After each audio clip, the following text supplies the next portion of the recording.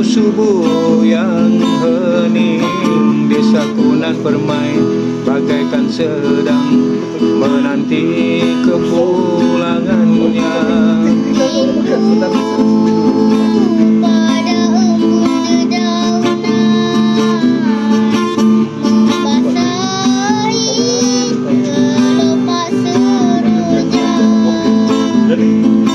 Melakukan kasih mesra pada angin timur, melakukan kasih mesra pada angin timur. Hidup ini tidak pernah indah jika tidak diindahkan.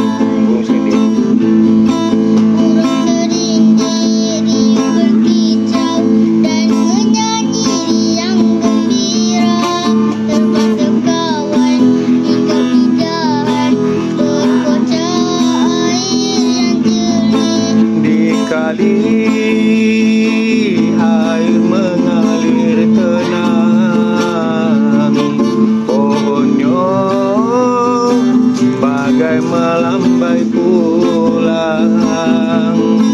Kembalinya sang perantau di subuh pagi hari raya. Kembalinya sang perantau di subuh pagi